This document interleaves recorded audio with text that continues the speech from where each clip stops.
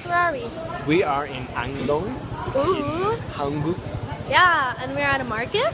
which is all the New York squad is together, finally. He's not a New Yorker. Not yet. Jennifer, hey! Just got our room for the night. Hanok.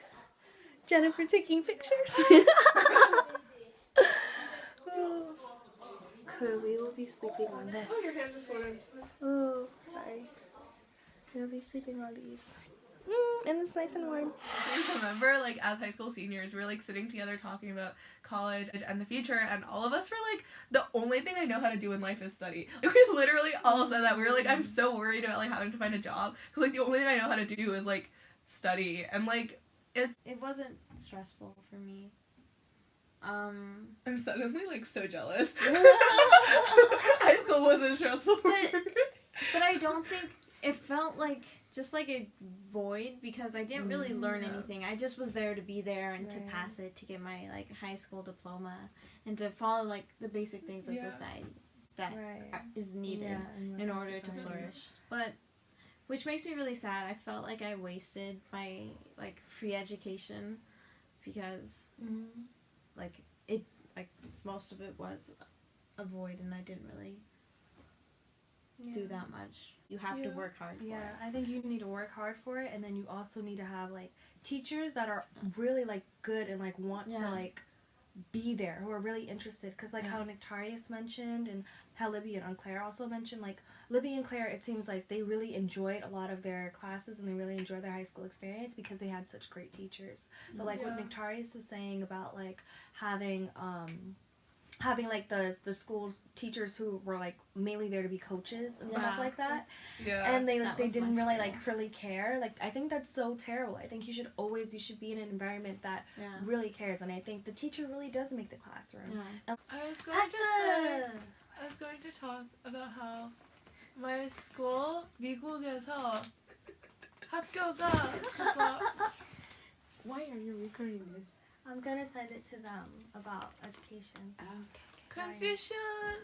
Confucian ideals is very shaped by it. You guys know it. Because 50% of my school was Asian, so all the parents cared about it. But it was also a really racist school. Like there's that too. Because half the school is Asian, but almost all the teachers were white, and so like, and there was a certain expectation that like Asians would go into science and math, and the white students, like the humanities would only be open to like white students. That is true. Like, yeah, I told Simon about it. Oh, so many. Yeah. And also, Oh yeah, we talked about that. and it was like never really addressed, which is like.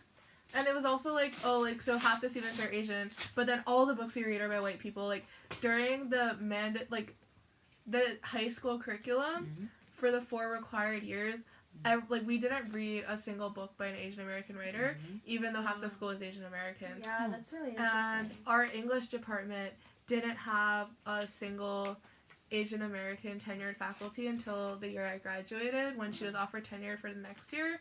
But even like looking at her, it was really weird because so she had gone to my high school, and like when she'd gone to my high school, she actually graduated with like the highest award you can receive as a high school graduate from my high school, and she'd gone to Harvard, and like she was extremely educated, and she came back and she started teaching at my high school the same year as this white male teacher.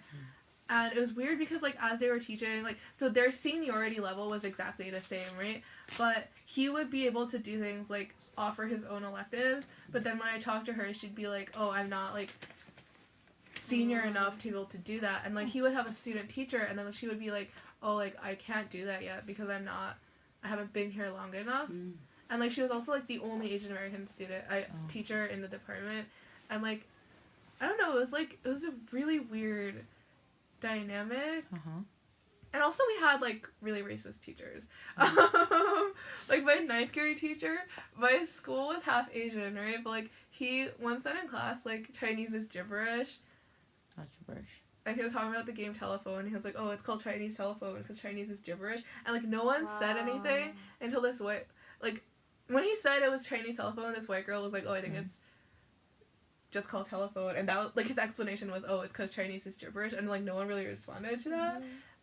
And then, like, when we brought it up with, like, the head of the English department, she was just kind of like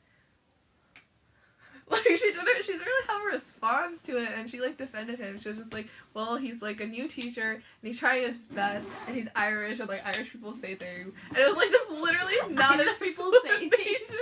It's just like, that's not an explanation. Yeah. But yeah, like, it was weird to go to a school where half the students are Asian, but, like, you look at, like, different musical productions or, like, plays, and everyone in them is white, and, like, you look at, like, the main magazine they publish, and, like, almost everyone published in it is white.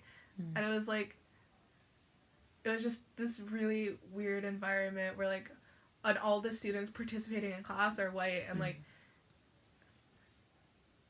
nobody would acknowledge that there was, like, racism against Asians, and there was always these stuff in the news, which, so in New York City, a lot of, the way specialized high schools work is it's test-based, so, like, you take a test, and if you score high enough, like, you get into the school, and what happens then is that the schools become predominantly white and Asian.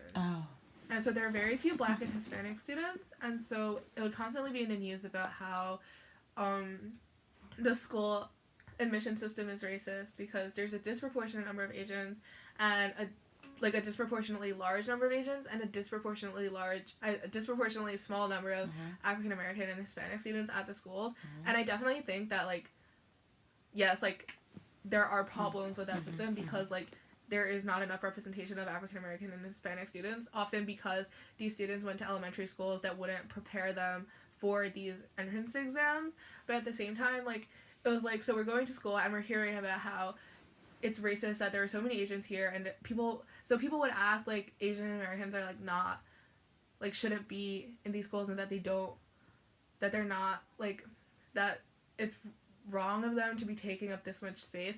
But then, like, when you actually look at, like, who gets to do all the things in school, like, who all the opportunities are open to, it's the white students, because, like, Asian Americans are really, like, not in productions, are, like, not really welcome in these things. And I think part of it is, like, parents, like, Asian American parents are less likely to be like, oh, like, my student can be in these productions, because these parents grew up in these communities with these Confucian ideals where it's like, you have to work hard, you have to achieve academically, like, education is the path to success.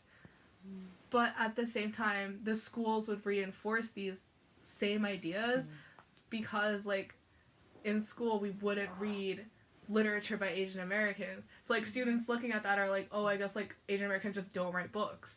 Like, and, like, I guess they just don't write great literature. Which is not true. Like, there are so many great Asian American writers, like Maxine Hong Kingston, like Amy Tan, especially in recent years. Yeah, I mean, you got, like, Junpei Hyori. Amy Tan gets, like, a lot of flack for, like, playing into Orientalist images of, like, Chinese people. But, like, at the same time, I think, like, it is important to read her work because, like, she is, like, an Asian American writer who helped, I guess, like, make Asian American writing, like, more mainstream, kind of. Even though a lot of people are like, oh, she made it mainstream by, like, showing depictions of Asian Americans that, like, white women wanted to see in book clubs. So they'd look at it and be like, oh, like, Asia is, like, so backwards. Especially because it follows these daughters and their mothers, like, the relationships between them, and all, like, the Chinese daughters in it end up marrying, like, white males, and so, like, that's, like, that is problematic. Like, I'm not going to say, like, oh, these are perfect books, or, like, don't have any problems, but at the same time, like, that's also a discussion that could have happened. Like, we just didn't read books. Like, we read, in 9th grade, like, every book we read was by a white dude.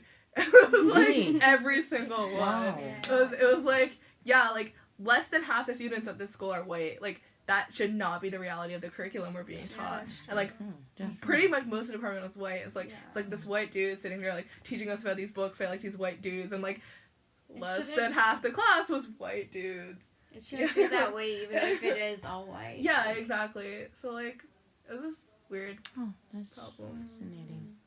It's, like, for me, like, coming to Korea, it's, like, really nice because for the first time, like, I'm being taught by all these teachers who are, like, Korean, and, like, I'm taking class with Korean students, and there is no longer this idea that, like, oh, like, you're Asian, so you have to go into science and math, because, like, that would not exist here because, like, everyone is Asian. Right.